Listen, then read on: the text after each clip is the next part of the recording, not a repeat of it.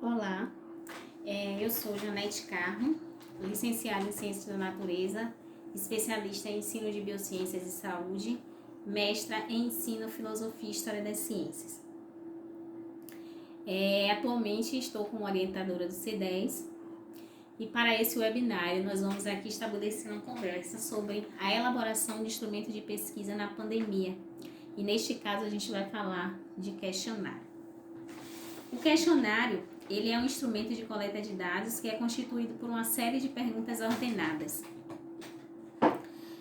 que devem ser respondidas por escrito e sem a presença do pesquisador, para que não haja interferência. O envio dessas questões, desse instrumento, deve sempre vir acompanhado de uma carta de apresentação, para situar o entrevistando no contexto da pesquisa.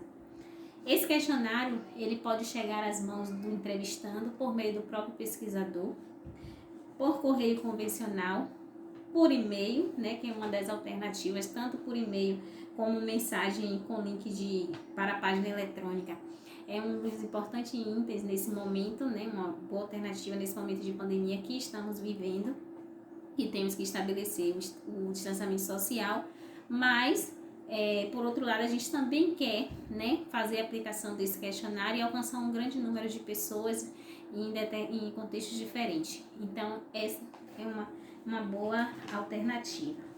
Quando a gente elabora um instrumento de pesquisa, no caso o questionário, temos algumas vantagens. Uma delas é a seguinte: há uma economia de tempo, porque o pesquisador ele não precisa estar viajando de um lugar para outro, de um estado para outro, para fazer a aplicação desses questionários, Ele consegue obter um grande número de dados, ele consegue atingir o maior número de pessoas simultaneamente, abranger também uma grande área geográfica, consegue também fazer uma economia de pessoal, ou seja, não há necessidade de capacitar um grupo de pessoas para sair a campo fazendo essas coletas de dados, Obtém respostas mais rápidas e exatas por meio desse instrumento.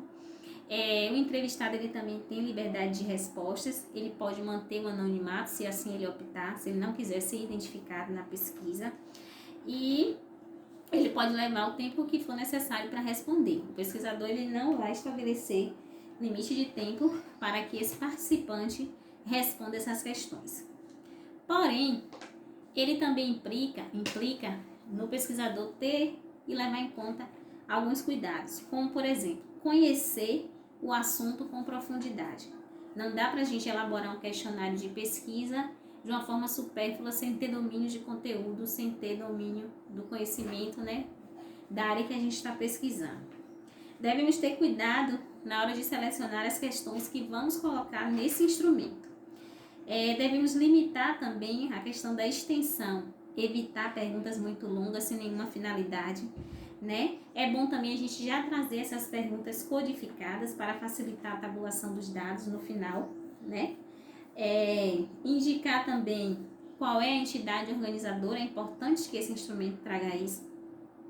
E também que esse instrumento ele venha acompanhado de instruções e uma boa apresentação estética, Porque é muito deselegante um participante pegar um instrumento de pesquisa, no caso o questionário, sendo emaranhado, sendo desorganizado, muito deselegante. Então, o pesquisador tem que evitar isso.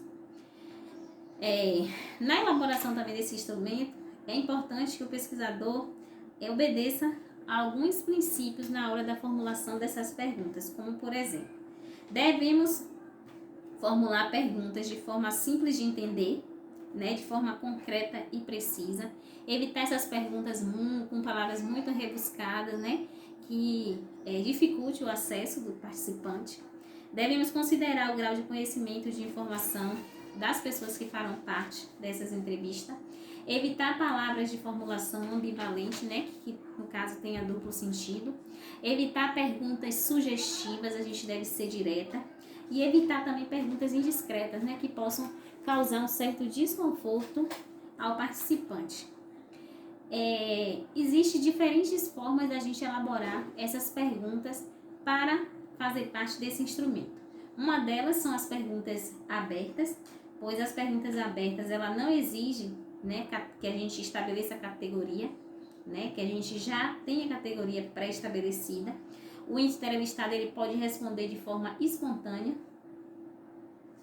né, ele pode responder livremente, com a sua linguagem própria, emitir suas opiniões. Uma outra forma também são as perguntas fechadas. Já essas perguntas, elas exigem categorias diferenciadas, são perguntas que apresentam uma série de possíveis respostas, né? Pode também ser de múltiplas escolhas, que são aquelas perguntas fechadas, mas que apresentam uma série de possíveis respostas. Pode ser de forma alternativa, por exemplo, sim ou não. Pode ser na forma de escala, de 1 a 5, por exemplo, 1 concordo totalmente, 5 discordo totalmente. Pode ser de múltipla escolha, como eu já citei em cima, né? Porque as questões de múltipla escolha, elas são facilmente tabuláveis e também nos proporciona uma exploração em profundidade. Porém, o pesquisador, quando ele opta em usar esse instrumento de pesquisa, ele, ao elaborar esse instrumento, antes de ser aplicado para valer, ele precisa ter um pré-teste, que é uma forma de validar esse instrumento. Esse pré-teste, ele vai possibilitar ao pesquisador fazer análise dos dados após fazer a tabulação, nos possibilita evidenciar possíveis falhas existentes, né, no instrumento, nos permite identificar as inconsistências ou complexidade das questões elaboradas, nos permite identificar as ambiguidades, a linguagem inacessível, como eu falei antes, é preciso evitar usar palavras muito rebuscadas que dificulte o entendimento do participante. É preciso também evitar perguntas supérfluas. As perguntas devem serem objetivas, né? Devem serem diretas. Devemos evitar essas perguntas. As questões também que obedeçam a determinada ordem, se são muito numerosas, a gente deve evitar. Um questionário muito extenso, ele também não é um questionário legal. E também vai nos permitir evidenciar se ficarão, né, algumas perguntas sem respostas. Então, esse pré-teste, ele nos dá a noção de quão está eficiente o nosso instrumento de pesquisa. E vai nos possibilitar fazer as possíveis correções, se for o caso, fazer as possíveis alterações. Então, ficamos por aqui. Eu agradeço a todos. Obrigada. Essas são as referências, algumas referências, né, que eu utilizei para fazer essa apresentação.